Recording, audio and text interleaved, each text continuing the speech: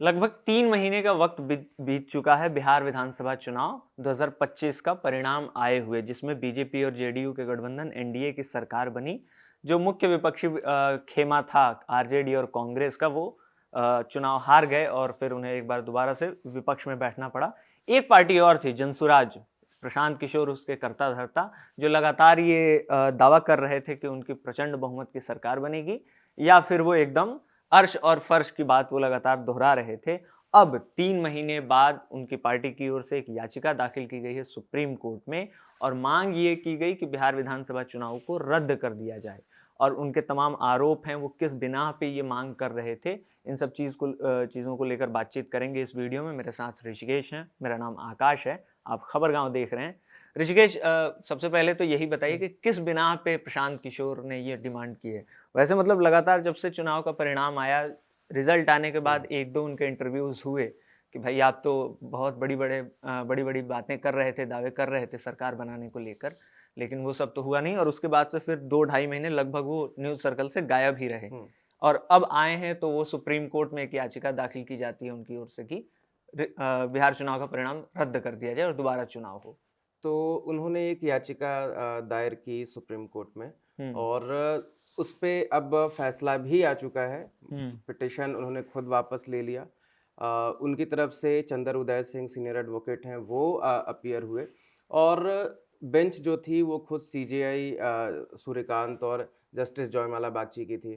तो इन दोनों ने सुनवाई की, और उनका मुख्य मुद्दा ये था पिटिशन डालने का कि बिहार चुनाव में एक लेवल प्लेइंग फील्ड नहीं था। बीजेपी या एनडीए, जेडीयू, इनके खिलाफ जो भी उम्मीदवार लड़ रहे थे या जो भी पार्टियां लड़ रही थी, वो एक लेवल पे नहीं खेल रही थी। और इसका कारण उन्होंने ये बताया कि जो फ्रीबीज का मुद्दा हमेशा जो उठता है कि चुनाव के दौरान महिलाओं के खाते में, 1.5 करोड़ महिलाओं के खाते में 10-10 हज़ार रुपए डाले गए, जिसकी वजह से जो एक महिलाओं का जो बड़ा एक वोट है वो शिफ्ट हो गया उनकी तरफ, और इसकी वजह से ये पूरा चुनाव प्रभावित हो गया। तमाम विश्लेषणों में ये बात कही जाती है कि हाँ, ये जीत का एक बहुत बड़ा कारण रहा, और नहीं तो ये उम्मीद किसी ने नहीं की थी कोई लैंडस्लाइड विक्ट्री इस लेवल की हो सकती है। मुझे याद आता है वो अ, जब आरजेडी पे और संजय यादव पे जब आरोप लग रहे थे टिकट बेचने का, तो मैं उम्मीदवार का नाम भूल रहा हूँ, मैं उस नेता का नाम भूल रहा हूँ जिन्होंने कहा था कि हाय लग तो रहा है हमारे 25 सीट पे, मतलब उस समय कोई सोचा भी नहीं होगा कि ये इस लेवल पे चीजें आ सकती है कि आरजेडी 25 सीटें जीत सकती है। तो एक लेवल प्लेइंग फील्ड नहीं रहा, ये एक फैक्ट था, ठीक है। अब जब ये सुप्रीम कोर्ट में उस चीज को लेकर गए, तो मुझे लगता है कि मुश्किल से 10-15 मिनट भी ये सुनवाई नहीं चली, और चंद्र उदय सिंह को अपना ये पिटिशन वापस लेना पड़ा। अच्छा, तो याचिका भी उन्होंने वापस ही ले ली। हाँ, याचिका ये रद्द की गई है, इसको नहीं सुना गया। हालांकि उन्होंने पूछा कि आप सेकंड अपील सेक्शन 100 के तहत ऐसा क्या आप लेकर आए हैं कि जिसको हम सुने। उन्होंने कहा कि फ्री बीज के कई सारे मामले पहले से ही पेंडिंग है। हालांकि कल सुप्रीम कोर्ट में सेम बेंच ने ये कहा था कि फ्री बीज के जो मामले हैं, जो जितने भी पेंडिंग मामले हैं, उन पे हम सुनवाई करेंगे। अश्विनी उपाध्याय एक एडवोकेट हैं जो इस चीज़ पे बहुत ज़्यादा अटैकिंग रहते हैं। दिल्ली सरकार इस चीज़ को इजाद करने में सबसे पहले नाम आता है। तो उस दौरान ही वो उन पे बहुत अटैकिंग थे, और उन्होंने फ्रीबीज के खिलाफ ये याचिका दायर की थी।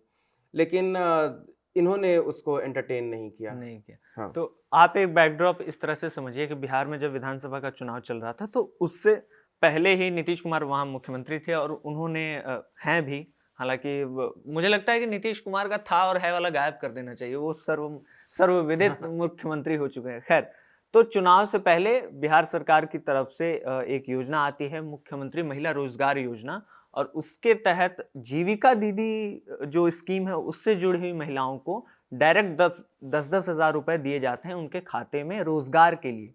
और साथ में ये कहा जाता है कि अगर वो जो रोजगार कर रही है वो सफल होता है, तो फिर ये राशि 2 लाख की जाएगी दूसरी किस्त में। तो सुप्रीम कोर्ट ने इसको फ्रीबीज की तरह देखा भी नहीं। सुप्रीम कोर्ट ने ये कहा सीजेआई ने कि ये तो महिलाओं को स्वावलंबी बनाने के लिए एक मदद थी, है ना, तो इस पे आप क्यों ये कर रहे हैं। तब मतलब जो उनके एडवोकेट थे, उन्होंने कहा कि हमारा वो एक डेटा भी उन्होंने दिया था कि 15,000 करोड़ रुपए पहले से जो प्रदेश कर्ज में है, उस स्टेट को इस तरीके की चीजें नहीं करनी चाहिए थी, इसलिए ये पूरा चुनावी फायदा लेने के लिए ये तमाम चीजें सरकार ने किया था। चुनाव के दौरान भी ये सवाल इसलिए भी उठ रहा था क्योंकि पहली जो किस्त जारी हुई वो आचार संहिता लागू होने से पहले हो गई थी, लेकिन 2 और किस्तें जो लागू हुई, जारी की गई, वो आचार संहिता लागू होने के बाद। अब उसमें फिर टेक्निकल ये है कि अगर कोई स्कीम है जो रनिंग में है, जो शुरू हो चुकी है, उसको तो आप जारी ही रख सकते हैं, कोई नई स्कीम नहीं आप लॉन्च कर सकते हैं आचार संहिता के लेकिन दौरान। मामला वही है, सुप्रीम कोर्ट ने उनसे पूछा कि जब इतना ही मामला बहुत खराब चल रहा था तो उस बीच में ही याचिका दायर करते, आपने नहीं किया। तो अब उन्होंने सीधा भाई एकदम इल्जाम लगा दिया, बोला कि आपको कितने वोट आए हैं, मतलब एकदम पूछ दिया कि आपको कितने वोट आए हैं, और अगर आप जीते होते या आप सरकार में होते तो आप भी यही काम करते, इसलिए अब चुनाव चूंकि आप हार गए हैं और अब आपके पास सत्ता में आने का कोई रास्ता नहीं है, तो आप हमसे ये उम्मीद कर रहे हैं कि इतने संसाधन लगा के जो पूरे चुनाव कराए गए पूरे राज्य में 2 चरणों में, आप चाहते हैं कि उसको अचानक से हम नल एंड वॉइड करार दे दें, तो ये नहीं होने वाला है। जो सीजेआई हैं जस्टिस सूर्यकांत, उन्होंने ये टिप्पणी की कि भाई आप चुनाव हार जाते हैं उसके बाद आते हैं हमारे पास, अगर आप जीत जाते तो आप भी यही करते। और देखिए ना कि लगातार कल परसों में मैं ये खबरें पढ़ रहा था कि ममता बनर्जी खुद भी वहाँ जो महिलाओं को लेकर स्कीम चला रही हैं उसकी राशि बढ़ाने की उनकी जुगत है और उस प्रयास में लगी हुई हैं। केरल में भी इस तरह की कोशिशें हो रही हैं क्योंकि वहां भी चुनाव है, 5 राज्यों के जो चुनाव हैं। झारखंड में हुआ, मतलब झारखंड में हुआ, महाराष्ट्र का चुनाव परिणाम हमने देखा, और सारे विश्लेषक एक लाडली चीज बहना, पर लाडली लाडली लक्ष्मी, बहना, मतलब जितने भी मुझे लगता है कि सर्वे हुए होंगे उसमें कहीं भी बीजेपी को एज नहीं दिया जा रहा था मध्य प्रदेश में। तो कहा जाता है कि शिवराज की वो छवि, वो मामा वाली, और उसके बाद जिस तरीके से वो बहन कह के संबोधित करते हैं हर महिलाओं को, और वो जो उनके खाते में पैसे गए उसने पूरा चुनाव बदल दिया। तो ये एक ऐसा कल्चर है जिसको सभी ने अडॉप्ट कर लिया है। तो किसी पे ये इल्जाम नहीं लगा सकते कि ये पार्टी वो पार्टी। और हम लोग इस बात का भी जिक्र कर रहे थे कि वो खुद एक लाभ कार्ड दे रहे थे प्रशांत किशोर, पूरे है ना, चुनाव के चुनाव दौरान। से पहले ही, जब उनके हाथ में सत्ता थी भी नहीं। तो कहने का मतलब कि कई बार सुप्रीम कोर्ट की वो टिप्पणी गलत नहीं लगती है मुझे, जब वो ममता बनर्जी भी कर रही है, जब वो केरल में भी हो रहा है, जब वो महाराष्ट्र में हुआ, मध्य प्रदेश में हुआ, झारखंड में हुआ, बिहार में आप देखिए, बिहार में आरजेडी हमेशा कह रही थी, माई बहन योजना की बात, ये माई बहन योजना की बात कर रहे थे, और वो कह रहे थे कि मकर संक्रांति के दिन 30,000 रुपए देंगे। कई बार हम लोग कैलकुलेट कर रहे थे कि भाई इतना तो बजट ही नहीं है, फिर ये कहां से देंगे। तो ये सब चीजें अब ना एक नॉर्मलाइज हो गया है फ्रीबीज का, ठीक है। तो अगर मुझे सुप्रीम कोर्ट की उस टिप्पणी, वो अब मुझे बहुत बेहतरीन लगी सीजेआई की, कि आप सरकार में होते तो आप भी यही करते, चुनाव हार गए हैं इसलिए आप हमारे पास आ गए हैं। ये ऑलमोस्ट ना अब एक ट्रिक जैसा हो गया है चुनाव जीतने का, क्योंकि आपके पास कई राज्यों के एग्जाम्पल सेट हो गए हैं ना, जहाँ पे पहले बताया जा रहा है कि यार ऐसा परिणाम हो सकता है, लेकिन इस तरह की कोई योजना आती है और चुनाव परिणाम एकदम उलट जाता है, 180 डिग्री का वो फ्लिप है पूरा। तो सारी पार्टियां चुनाव तो इसी चक्कर में लड़ती है ना कि उनको जीतना है, उनको सत्ता में आना है। तो ऑलमोस्ट एक ट्रिक जैसा हो गया है पार्टियों के लिए। तो आरजेडी हो, बीजेपी हो, या दूसरी कोई भी पार्टी आप उठा के देख लीजिए, कांग्रेस भी इस तरह के वादे लगातार करती रही है कि हम आएंगे तो महिलाओं को ये देंगे, इनको वो देंगे, उनको ये देंगे। तो अब तो ये एक एस्टैब्लिश हो गया है। वैसे तो ये आप मॉडरेट कर रहे थे, आप मुझसे पूछ रहे थे, लेकिन मेरे दिमाग में फिर यही आया कि जब हम बिहार की किसी पॉलिटिकल पार्टी को एकदम स्पेसिफिक उसी पे हम बात कर रहे हैं, और ठीक है ये एक पिटिशन आया और ऐसे खारिज हुआ जैसे वो नहीं एक फिल्म में कि ये तो कमरा शुरू होते ही खत्म हो गया टाइप से। तो ये सुनवाई कब शुरू हुई कब खत्म हो गई कुछ पता ही नहीं चला।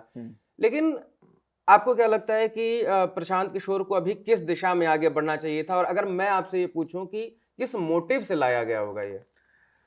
देखिए, प्रशांत किशोर, ये जो पिटीशन है ना, मैं बहुत ज्यादा इसको इस तरह से देख रहा हूँ कि कहीं ये हेडलाइन बनाने के लिए तो नहीं है, क्योंकि वो जो मैंने एकदम शुरू में भी आपसे सवाल पूछते हुए कहा था कि वो 2-2.5 महीने से गायब ही थे न्यूज सर्कल से, उन खबरें नहीं बन रही थी। एक बीच 2-3 दिन के लिए वो खबरें बनी कि कांग्रेस के साथ उनकी मीटिंग हो रही है, जब मनोज भारती ने वो ट्वीट किया था कि हम दूसरी दिशाओं पर विचार कर रहे हैं और एक नए रास्ते पर चलेंगे। तो लगातार ये कहा जा रहा था कि अच्छा, प्रियंका गांधी के साथ इनकी मीटिंग हो रही है, राहुल गांधी के साथ मीटिंग हो रही है, और संभवतः ये अपनी पार्टी मर्ज कर देंगे। तो कहीं ऐसा तो नहीं कि उस दिशा में कुछ होने जा रहा हो, या कोई और नया चीज ये शुरू करने की कोशिश कर रहे हो, कोई नया प्लान इनका हो अलग अलग दूसरे राज्यों के लिए? क्योंकि 5 राज्यों में तो चुनाव है, पश्चिम बंगाल, केरल, असम में भी है। तो हो सकता है कि एक कुछ और लॉन्च करने की तैयारी है और उसके लिए ये एक शिगुफा जैसा छोड़ा गया हो। क्योंकि पीके को आप इतना तो मतलब हर कोई मान के चलेगा कि उनको इतनी जानकारी तो होगी ही कि कोर्ट में ये पिटीशन जाएगा तो इस पर क्या कोर्ट की टिप्पणी होगी। ये तो अनुमान वो भी लगा के चल रहे होंगे। अभी अभी जैसे उनकी पूरी कोशिश अभी तक मैं ये देख रहा हूँ कि वो अपने पूरे इलेक्टोरल ये जो लड़ाई रही है बिहार में उसको अभी तक डिफेंड कर रहे हैं, उससे आगे नहीं बढ़ रहे हैं। अभी भी उनका ये रहता है कि 3.44% हमारा वोट शेयर आया, जो कि लेफ्ट पार्टियों से ज्यादा है, एआई में मतलब दोनों कंबाइंड से भी ज्यादा है। लगातार इस तरीके से वो अपनी चीजों को डिफेंस करते हैं, लेकिन वो मतलब ना कि वो फिगर को हमेशा इतना हाफ बेक्ड रखते हैं। वो ये नहीं बताते कि हम 238 सीटों पे लड़के इतना लाया, मतलब वो ये नहीं बताते कि 68 सीटों पे नोटा से भी हमारा कम रहा पूरा।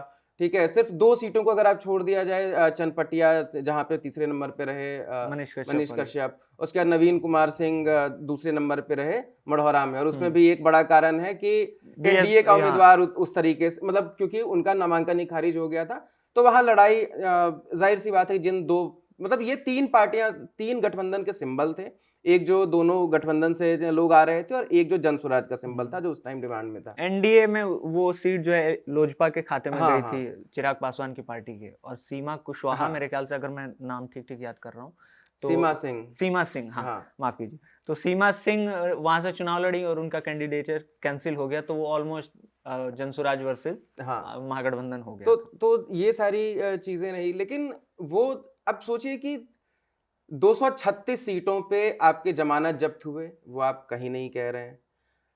आपसे जुड़े हुए लोग जो मतलब अब देखिए कि मनीष कश्यप कहीं भी आपका बैनर इस्तेमाल नहीं कर रहे हैं, ठीक है, वो आपसे एकदम साइड हो गए। रितेश पांडे ने आपसे दूरी बनाई ले ली, ठीक है।